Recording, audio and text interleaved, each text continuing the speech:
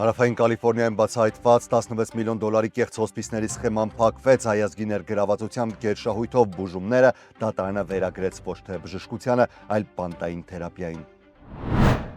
Թրամփը ստորագրեց օրենքը, որը պետք է բացի Էփստեյնի գործի գաղտնի ֆայլերը, Ամերիկան սպասում է կբացվի ճշմարտությունը, թե նորից կթաքցվի հաճախորդների ցուցակը։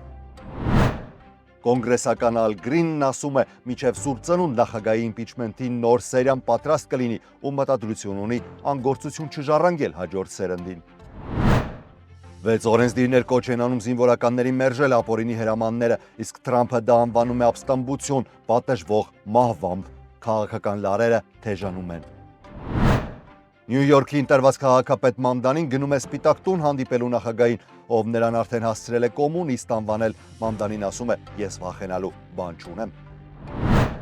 Սպիտակ տունը հաստատում է Վիտկոֆն ու Ռուբիոն շաբաթներ շարունակ գաղտնի բանակցում են Ռուսաստանի ու Ուկրաինայի հետ խաղաղության փաստաթուղթ կազմելու համար։ Թրամփը դժգոհ է երկու կողմից, բայց վստահ համաձայնությունը հնարավոր է։ Եթե Real ID չունես, թռիչքն այլևս անվճար չի անցնի, TSA-ն առաջարկում է $18 վճարել տեղում նույնականացման համար։ Նոր բիոմետրիքս, նոր գին։ Վաշինգտոնում հրաժեշտ տվեցին Դիկ Չեյնին, նախկին նախագահները ներկա էին, Թրամփը ոչ։ Բուշը նրան կոչեց ուժեղ ու վստահելի, իսկ հիշողությունները կրկին բացեցին 5 քաղաքական հակասությունները։ Այս եւ այլ լուրերի մանրամասները հաջորդիվ։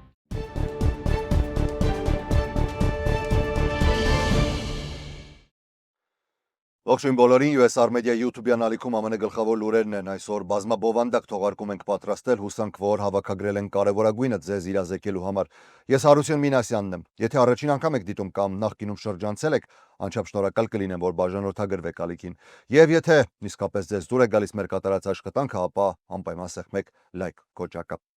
Սկսենք մի հին, բայց չհնացած թեմայով։ Ավարտվել է 5 հարավային Կալիֆորնիայի բնակիչների մոտ 16 միլիոն դոլարի չափով մեդիկերին խաբելու և փողերի լվացման լայնածավալ սխեմայի վերջին 2 անձի դատավարությունը։ Խուան Կարլոս Էսպարսային դատապարտել են 57 ամիս բանտարկության և պարտադրել վճարել $1,825,012 փոխհատուցում։ Սուսաննա Հարությունյանին 15 ամիս բանտարկության և պահանջել են $2,822,963 փոխհատուցում։ Այս գործով փոխկապակցված անձանց դատավճիռները կայացվել էին ավելի վաղ։ Կարպիս Սրապյանին այս տարվա հոկտեմբերին դատապարտել էին 57 ամիս բանտարկության և պահանջել $3,203,574 փոխհատուցում։ Միրամ Փանոսյանին այս տարվա սեպտեմբերին դատապարտել են 57 ամիս բանտարկության ու պահանջել $4,680,146 փոխհատուցում։ Իսկ ավելի վաղ մայիսին Պետրոս Ֆիչիջյանին դատապարտել են 12 տարի բանտարկության ու պահանջել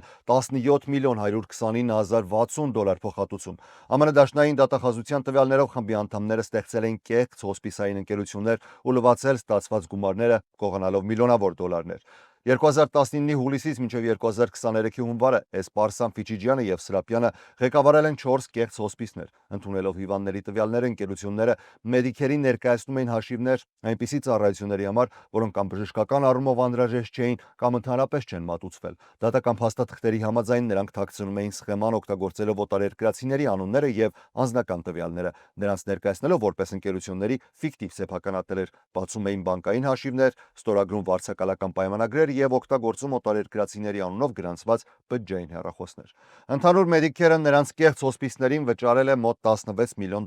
Ֆիչիջյանը, Էսպարսան և Սրապյանը համագործակցել են Հարությունյանի և Փանոսյանի հետ գողացված գումարները լվանալու համար։ Դատարանը նաև բռնագրավել է կեղծ ճանապարհով ձեռք բերված 2 տուն, իսկ կառավարությունը սառեցրել է $2,920,383 սխեմային առնչվող բանկային հաշիվներից։ ԱՄՆ արդարադատության նախարարության հայտարարությամբ Fraud Section-ը ղեկավարում է առողջապահական խարդախությունների դեմ պայքարը Health Fraud Strike Force ծրագրի միջոցով։ 2007-ից ի վեր այս ծրագիրը մեղադրանք է առաջադրել ավելի քան 5800 անձանց, որոնք միասին ներկայացրել են ավելի քան $30 միլիարդ կեղծ պահանջներ դաշնային և մասնավոր ապահովագրական ծրագրերին։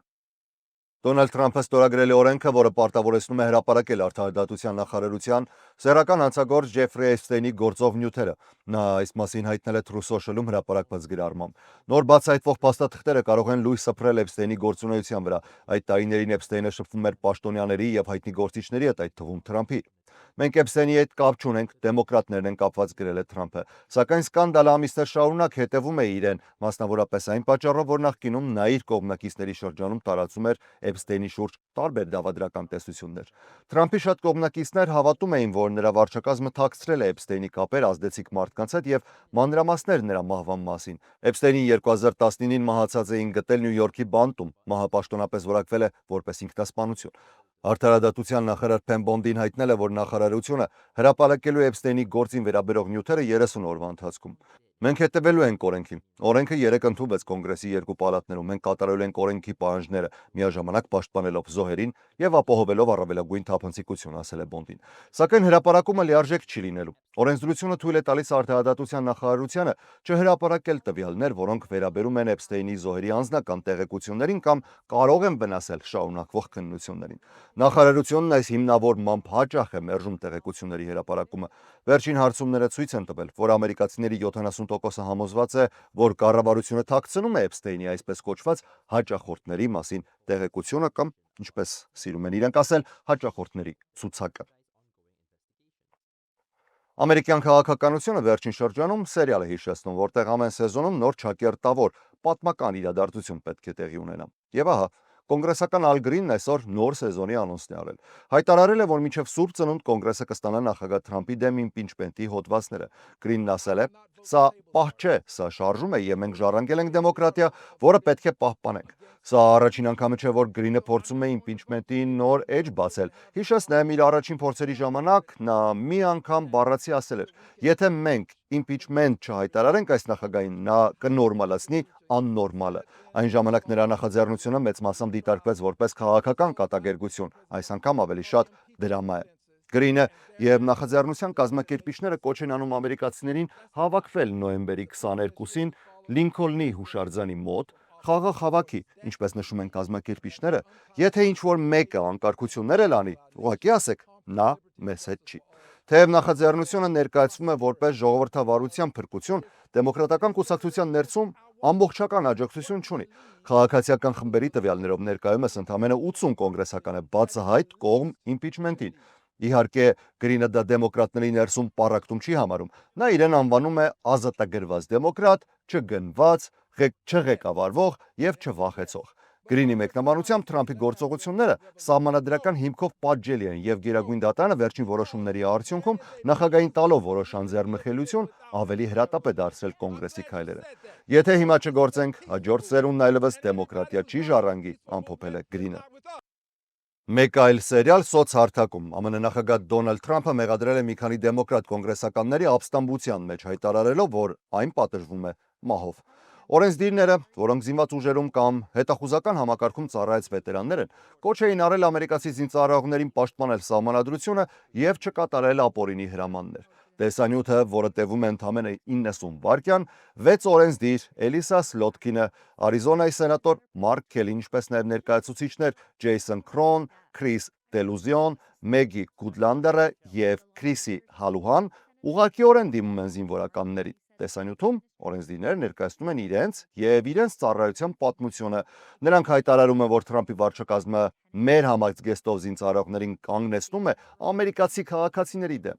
Նրանք զինծառայողներին կոչ են անում մերժել ապօրինի հրամանները եւ պաշտպանել օրենքը։ Տեսանյութի ավարտին նրանք հնչեցնում են կամային կոչ. Don't give up the ship, մի հանձնեք նավը։ Արտահայտություն, որը ծագում է 1812 թվականի պատերազմից եւ վերագրվում ամերիկացի հրամանատարի վերջին խոսքերին։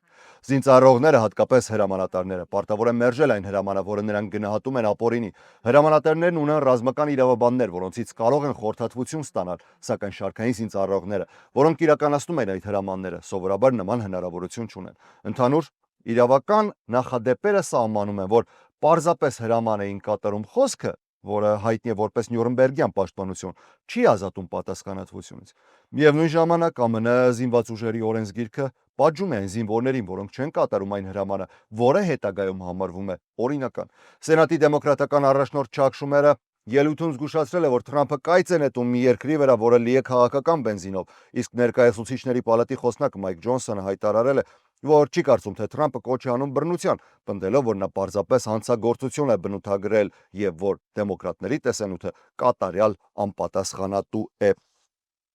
Մինչ հաջորդ լուրերին անցնելը խորին շնորհակալություն եմ հայտնում մեր գործընկերներին։ Անչափ կարևոր է գնահատել աշխատանքը, որը չի վարձատրվում, անկախ է, չի վաճառվել ու վաճառվելու։ Եվ այս համատեքստում մեր գործընկերների աջակցությունը առավել քան տեղին է։ Մեծ շնորհակալություն Նորթ Հոլիվուդում նորաբաց Cosmo Palace ռեստորան and Banquet Hall-ին, Գլենդելի սրտում եւ շատերիս հարազատ դարձած Կոզանյան Meat and Liquor մարքետին ենք շնորհակալ եւ իհարկե անկրկնելի Մամս լավաշի հեղինակներին, որոնք այսօր ներկայանում են Գլենդելի նորաբաց Գերիս Մամս Bakery-ով։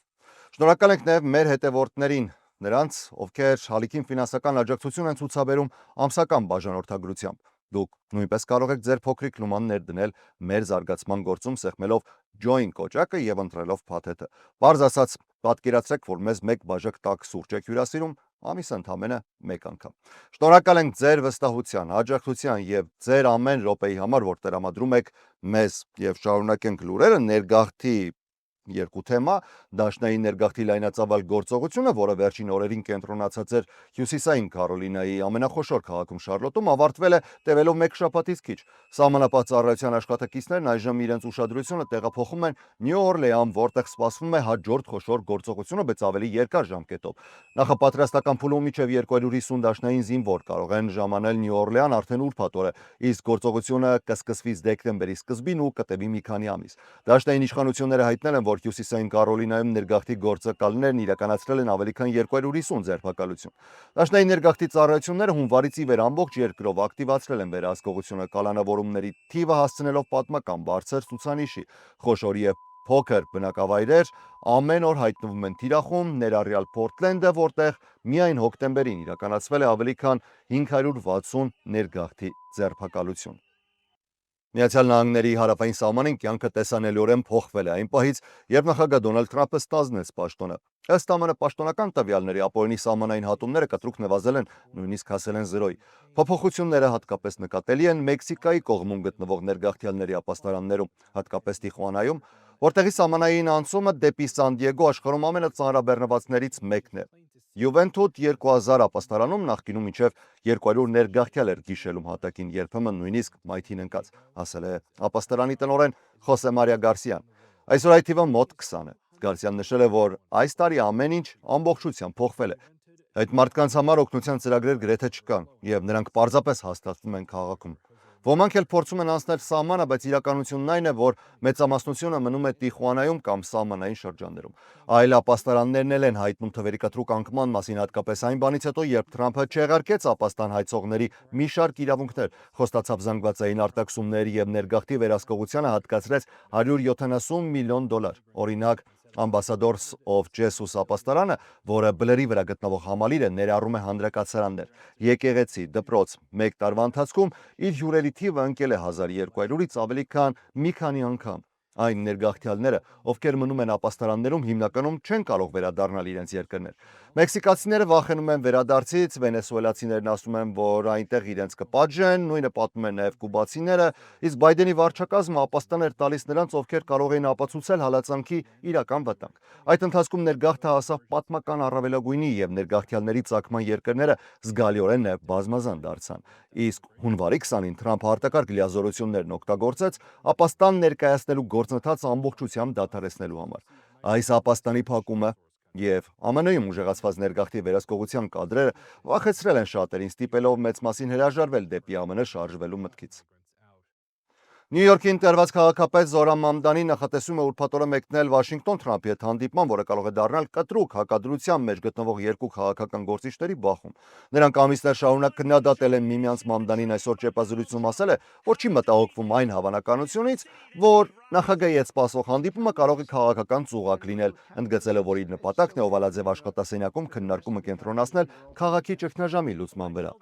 34-ամյա դեմոկրատ սոցիալիստ Մամդանին նշել է, որ ցանկանում է ներկայացնել քաղաքի մատչելիության ճգնաժամի փաստերը եւ հրաժարվել է այն մտքից, թե նախագահը կարող է փորձել իրեն նվաստացնել։ Իմ եւ նախագահի միջև բազմաթիվ տարաձայնություններ կան, սակայն կարծում եմ, որ պարտավոր ենք օգտագործել բոլոր հնարավորությունները եւ բոլոր հանդիպումները, որոնք կարող են նպաստել մեր քաղաքի մատչելի դարձնելուն, ասել է նա։ Թրամփը նախկինում նրան անվանել է կոմունիստ եւ անգամ սպառնացել վտարել երկրից, չնայած Մամդանին ծնվել է Ուգանդայում, բայց ԱՄՆ քաղաքացի է դարձել 2018 թվականին։ Հարցին արդյոք հանդիպման ժամանակ նա կբարձրացնի նախագահի Նյու Յորքում ներգաղթի վերահսկողության ուժեղացման մասին սպառնալիքների հարցը, Մամդանին փորձել է կրկին շեշտը դնել մատչելիության խնդիրների վրա։ Մատչելիության հարցը մեր քարոզարշավի հիմքում էր, այդ թվում յուրաքանչյուր նյույորքցու պաշտպանությունն իրական նշանակություն ունի։ Դա նշանակում է պաշտպանել նրանց բարձր գներից, բայց նաև պաշտպանել նրանց ներգաղթի ծառայությունների գործակալներից։ Ես միտված եմ ծառայել բոլորին, ասել է նա։ Մամդանին պաշտոնը կզբաղեցնի հաջորդ տարի, փոխարինելով ներկայիս քաղաքապետ Էրիկ Ադամսին։ Այսօր Սպիտակ տան մամուլի քարտուղար Քերոլայն Լևիտը հաստատել է, որ վարչակազմը մի քանի շաբաթ է ակտիվ աշխատում է Ուկրաինայի պատերազմի դադարեցման նոր բանակցային շրջանակի վրա։ Խաղաղության այս նախագիծը ձևավորվում է Միացյալ Նահանգների հատուկ դեսպան Ստիվ Վիթկոֆի եւ պետքարտուղար Մարկո Ռուբիոյի ղեկավարությամբ Ռուսաստանի եւ Ուկրաինայի հետ ծածկագրված հանդիպումների եւ կապերի միջոցով։ Լևիթը ճեպազրույցում հայտարարել է, որ նախագահ Դոնալդ Թրամփն առաջին օրվանից կողմ է պատերազմի դադարեցմանը եւ հաջող դժգոհություն ունի պատերազմող կողմերից նրանց պատրաստակամության պակասի պատճառով։ Լևիթի խոսքով Թրամփը պահանջել է մշակել մի փաստաթուղթ, որը կներառի այն կետերը, որոնց երկու կողմերն էլ իրականում պատրաստ են համաձայնել առանց հրապարակային հայտարարությունների կոշտության։ Լուրերի համաձայն վերջին մեկ ամսվա ընթացքում Վիտկոֆը եւ Ռուբիոն հանդիպել են բարձրաստիճան ուկրաինացի պաշտոնյաների, ինչպես նաև Պուտինի վարչակազմին մոտ կանգնած անձանց հետ։ Ուղիղ կապ կա նաև Թրամփի, Պուտինի եւ Զելենսկիի միջև, ըստ Սպիտակ տան։ Թեև Սպիտակ տունը չի բացահայտում մանրամասներ, հաստատում է, որ բանակցությունները շարունակական են ու ինտենսիվ։ Հարցին թե արդյոք առաջարկն ընդգրկում է լուրջ տարածքային զիջումներ Ուկրաինայից, ինչպես հայտնել էին որոշ լրատվամիջոցներ, Սպիտակ տան խոսնակն արձագանքել է. Ձեր տեղեկությունները ամբողջական չեն։ Դուք չեք տեսել ամբողջական փաստաթուղթը։ Կողմերից յուրաքանչյուրն ունի պահանջներ, եւ մենք դրանք լսում ենք հավասարապես։ Նա նաև հերքել է, որ փաստաթղթի նախագիծը ստեղծվել է ռուսական կողմից կամ հիմնված է միայն Մոսկվայի պահանջների վրա։ Ըստ Սպիտակ տան ԱՄՆ պաշտպանության նախարարության բարձրաստիճան պաշտոնյան Դեն Դրիսքոլը հանդիպել է Վլադիմիր Զելենսկիի հետ, իսկ Զելենսկին շատ օպտիմիստական է գնահատել հանդիպումները։ Թեև Մոսկվան չի հաստատում բանակցությունների մանրամասները, Սպիտակ տունը շեշտում է, որ ռուսական կողմի հետ մշտական կապ կա եւ երկխոսությունը չի դադարել։ Արդյունքի հասնելը չափազանց դժվար կլինի, սակայն Թրամփի թիմը վստահ է, որ նման համաձայնություն հնարավոր է, ինչպես ցույց տվեցին Մերձավոր Արևելքի համաձայնությունները։ Ամազոնը սկսել է վճարումներ կատարել այն Prime բաժանորդներին, ովքեր համապատասխանում են դաշնային կարգավորիչների հետ կնքված 2.5 միլիարդ դոլար արժողությամբ իրավական համաձայնության պայմաններին։ FTC-ի ներկայացրած մեղադրանքի համաձայն ընկերությունը հաճախորդներին մոլորեցրել է ուղղորդելով Prime բաժանորդագրության, սակայն դժվարացնելով այդ ծառայությունից հրաժարվելը։ Ընկերությունը համաձայնել է մինչև 1.5 միլիարդ դոլարի վերադարձ կատարել, սակայն չի ընդունել եւ չի հերքել FTC-ի պնդումները։ Ամազոնը հայտարարել է, որ ընկերությունն ու նրա ղեկավարները միշտ գործել են օրենքի սահմաններում։ Վճարումները Prime բաժանորդներին սկսվել են ավտոմատ նոյեմբերի 12-ից եւ կտևեն մինչև դեկտեմբերի 24-ը։ FTC-ի հայտարարությամբ այն օգտատերերը, ովքեր հստակ համապատասխանում են որոշման չափանիշներին, գումարը ստանում են ավտոմատ առանց որևէ գործողություն կատարելու։ Այն Prime բաժանորդները, ովքեր ավտոմատ վճարում չեն ստանա, կարող են ներկայացնել պահանջ սկսած դեկտեմբերի 24-ից։ Այդ անձին կստանան ծանուցում ոչ ուշ, քան 2026 թվականի հունվարի 26-ը։ Վերադարձ ստանալու իրավունք ունեն միայն այն օգտատերերը, ովքեր Prime-ին անդամագրվել են 2019 թվականի հունիսի 23-ից մինչև 2025 թվականի հունիսի 23-ը։ Ավտոմատ վճարումը հասանելի է այն բաժանորդներին, ովքեր Prime-ին գրանցվել կամ փորձել են հրաժարվել ծառայությունից այն էջերի կամ գրանցման ընթացակարգերի միջոցով, որոնք FTC-ն ներառել է դատարանի որոշման մեջ։ Նույն օգտատերերը վերջին 12 ամիսների ընթացքում պետք է Prime-ի առավելություններից օգտված լինեն առավելագույնը 3 անգամ։ Վճարումները կատարվում են PayPal-ի կամ Venmo-ի միջոցով եւ շահառուները պարտավոր են ընդունել փոխանցումը 15 օրվա ընթացքում։ Եթե հաճախորդը նախընտրում է դրամական չեկ, պետք է պարզապես անտեսել PayPal-ի կամ Venmo-ի փոխանցումը, ինչից հետո Ամազոնը կուղարկի չեկ բաժանորդագրության ժամանակ նշված հասցեով։ FTC-ի տվյալներով յուրաքանչյուր համապատասխանող բաժանորդ կարող է ստանալ մինչև $51 վերադարձ։ ԱՄՆ տրանսպորտային անվտանգության վարչությունը նախատեսում է նոր վճար սահմանել այն ուղևորների համար, ովքեր թռիչքի ժամանակ չեն ներկայացնում Real ID կամ համապատասխան այլ փաստաթուղթ։ Ըստ դաշնային ռեգիստրում հրապարակված նախագծի նման ուղևորները օդանավակայանի անվտանգության կենտրոնում ստիպված կլինեն վճարել $18։ TSA-ի խոսնակը հայտնել է, որ դա հաջորդ քայլն է Real ID պահանջների ամբողջական կիրառման գործընթացում, որը օրենքի ուժ է ստացել ավելի քան 20 տարի առաջ եւ ամբողջությամբ պարտադիր է դարձել միայն 2025-ի մայիսի կայսրացից։ Գործակալությունը շուտով կհրապարակի լրացուցիչ հրահանգներ։ Նախագծի մեջ նշվում է, որ օդանավակայանում ուղևորի ինքնության հաստատումը հանդիսանում է TSA-ի անվտանգության հսկողության առաջին փուլը եւ կարեւորողակ է ռիսկային ուղևորներին հայտնաբերելու գործում։ Նոր կենսաչափական համակարգը, որը TSA-ը անվանում է գրանցված ուղևորի ծրագիր, նպատակ ունի արագացնել ու պարզեցնել ուղևորների նույնականացման գործընթացը կամ ընթացակարգերը։ $18 նոր վճարը նաև կմեծանա ու այն պահից, երբ TSA պաշտոնապես կհայտարարի, որ քաղաքացիները կարող են գրանցվել այս այլընտրանքային նույնականացման համակարգում tsa.gov կայքի միջոցով։ Նախագահ Դոնալդ Թրամփի վարչակազմը հայտարարել է Կալիֆոռնիայի եւ Ֆլորիդայի ափերի մոտ նավթային հորատումների մեկնարկի մասին առաջին անգամ վերջին տասնամյակների ընթացքում, ինչը նախատեսված է ընդլայնելու երկրի նավթարդյունաբերությունը։ Քննադատները զգուշացնում են, որ ծրագիրը կարող է վտանգել ափամերձ համայնքներն ու ծովային միջավայրերը։ Դաշտային կառավարությունը 1995 թվականից արգելք ունի, որը կանխել է նավթահորատումները Ֆլորիդայի ափամերձ դաշտային ջրերում նավթային արտահոսքի մտահոգությունների պատճառով։ Կալիֆոռնիայի հարակից դաշտային տարածքներում նոր լիցենզիաներ չեն տրվել 1980-ականների կեսերից։ Տարածման պլանը դեռ հրապարակելուց առաջ բախվել է Կալիֆոռնիայի նահանգապետ Գևին Նյուսոմի կտրուկ դիմակայությանը, որն արդեն հայտարարել է, որ ծրագիրը մեռած է դեռևս ներկայացվելուց առաջ։ Նույնպիսի երկուսակցական դիմադրություն է ակնկալվում նաև Ֆլորիդայում, որտեղ զբոսաշրջությունն ու մաքուր լողափերը տնտեսության առանցքային մասն են։ Վարչակազմի առաջարկը նախատեսում է մինչև 6 նոր նավթային լիցենզիա Կալիֆոռնիայի ափերի մոտ։ Ֆլորիդայի համար նախատեսվում է հորատում առնվազն 100 մղոն հեռավորությամբ ափից այն տարածքում, որը հարակից է մեքսիկական ծոցի կենտրոնական հատվածին, որտեղ արդեն գոյություն ունեն հազարավոր հորեր եւ հարյուրավոր հարթակներ։ Հնգամյա ծրագիրը նախատեսում է ավելի քան 20 նոր լիցենզիա Ալյասկայի ափերի մոտ, այդ թվում Արկտիկայի ավելի քան 200 մղոն հեռավորությամբ բարձր Արկտիկա անվանումը ստացած նոր տարածքում։ Վարձակալական առաջին աճուրդները կարող են անցկացվել արդեն 2027-ին Կալիֆոռնիայի համար եւ 2026-ին Ալյասկայի համար։ Ֆլորիդայի մի շարք հանրապետական բարձրաստիճան պաշտոնյաներ դեմ են արտահայտվել հորատումներին։ Սենատոր Ռիկ Սքոթը, որը 2018-ին Թրամփին համոզել էր հրաժարվել նմանատիպ ծրագրից, այս ամիս ներկայացրել է օրինագիծ արգելքը պահպանելու համար։ Թրամփը իր առաջին պաշտոնավարման ընթացքում էր ստորագրել Ֆլորիդայի ափերի պաշտպանությունը ամրապնդող օրենքը։ Կալիֆոռնիայի պաշտոնյաները եւս համառորեն դիմադրում են հորատումներին։ Նահանգը 1969-ին Սանտա Բարբարայի աղետալի արտահոսքից ի վեր խստացրել է վերահսկողությունը, չնայած նոր դաշտային լիցենզիաներ չեն տրվել մոտ 40 տարի գործող հարթակներում, աշխատանքները շարունակվում են։ Վերջին տարիներին Նյուսոմը հանդես է եկել լրացուցիչ սահմանափակումներով, մասնավորապես 2021-ին Հանթինգթոն Բիչի արտահոսքից հետո։ Վաշինգտոնի ազգային տաճարում այսօր կայացել է երկուսակցական հարգանքի արարողություն նվիրված Դիկ Չեյնիի վերջին հրաժեշտին։ Չեյնին ազդեցիկ, բայց նաև խորապես հակասական քաղաքական գործիչ էր, որը հետագա տարիներին դարձել էր հանրապետական նախագահ Դոնալդ Թրամփի քննադատներից մեկը։ Թրամփը, որը մինչև այս հրապարակայնորեն չի արձագանքել Չեյնիի մահվանը, չի հրավիրվել հիշատակի արարողությանը։ Մասնակցում էին երկու նախկին նախագահներ՝ հանրապետական Ջորջ Բուշ կրտսերը, որը հրաժեշտի խոսքով գնահատել է փոխնախագահի դերը, եւ դեմոկրատ Ջո Բայդենը, որը տարիներ առաջ նրան անվանել էր հավանաբար ԱՄՆ պատմության ամենավտանգավոր փոխնախագահը։ Ուժեղ, հազվագյուտ եւ վստահելի, այսպես բնութագրեց նրան Բուշը, խելացի, կիրթ, առանց ցուցամոլության։ Ելույթ ունեցողների թվում էր նաև Չեյնի ավագ դուստը Լիզ Չեյնին։ Նա միայն ակնարկով անդրադարձավ իր եւ Թրամփի միջև տարիներ շարունակ գոյություն ունեցող քաղաքական հակասություններին։ Նրա հայրը Թրամփին միանգամ անվանել էր վախկոտ 2020 թվականի ընտրություններում պարտությունը չընդունելու եւ արդյունքները չեղարկելու փորձերի համար։ Լիզ Չեյնին ընդգծեց հոր համոզմունքը, որ երկրի շահը միշտ պետք է գերակա լինի կուսակցական շահից։ Կուսակցական կապերը պետք է միշտ զիջեն այն կապին, որը մեզ միավորում է որպես ամերիկացիներ, ասել է նա։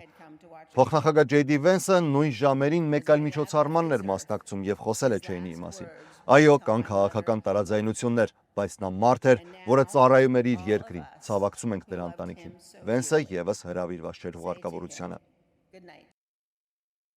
Դաշտային դատավորը հրամայել է, որ Թեքսասի մի շարք հանրային դպրոցներ մինչև դեկտեմբեր հեռացնեն դասարանների պատերին տեղադրված 10 պատվիրանների պաստառները։ Այս որոշումը վերաբերում է պետական նոր օրենքին, որը պարտադրում էր բոլոր դպրոցներին ցուցադրել այդ կրոնական տեքստերը։ Դատավոր Օրլանդո Գարսիան իր որոշման մեջ նշել է, որ այդ պահանջը խախտում է ԱՄՆ սահմանադրությունը։ Նա ընդգծել է, որ սահմանադրության առաջին փոփոխությունն արգելում է կառավարությանը ընդունել օրենքներ, որոնք հաստատում կամ աջակցում են որևէ կրոն։ Այսպիսով, դատարանը եզրակացրել է, որ պետությունը չի կարող դպրոցների կրթություններին պարտադրել, պատերին փակցնել կրոնական բովանդակության պաստառներ, նույնիսկ եթե դրանք ունեն մշակութային կամ պատմական արժեք։ Տեքսասի օրենսդիրներն այս տարվա ընթացքում ընդունել էին նոր օրենք, որը պարտադրում էր բոլոր հանրային դպրոցներին դասարանների պատերին տեղադրել 10 պատվիրանների պաստառներ։ Օրենքի նախաձեռնող կոնսերվատիվ խմբերը պնդում էին, որ պատվիրանները կարևոր են որպես ամերիկյան մշակույթի պատմական հիմքեր, որպես դպրոցական կարգապահության եւ բարոյական արժեքների խթանման միջոց եւ որպես հավատքի դրսեւորումը հանրային տարածքներում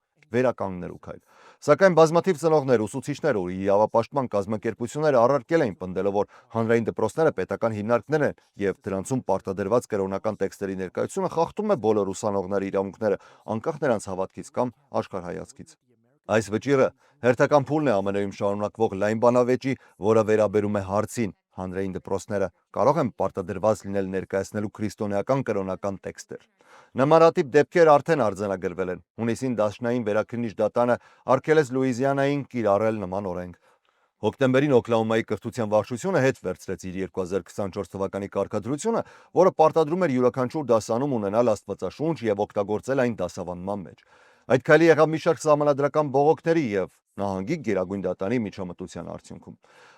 Դատարանին նոր որոշումը հիմա դադարեցնում է 10 պատվիրանների պարտադիր ցուցադրումը Տեքսասի դպրոցներում,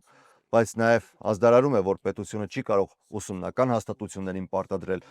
որևէ կրոնական գաղափարախոսություն։ Այս թեման ամենայն հավանականությամբ կմնա ամերիկյան հասարակական ու քաղաքական բանավեճի կենտրոնում նաև առաջիկա տարիներին։ Այսօրվա համար այսքանը։ Ես Հարություն Մինասյանն եմ, շնորհակալ եմ մինչև վերջ դիտելու համար։ Առողջ եղեք։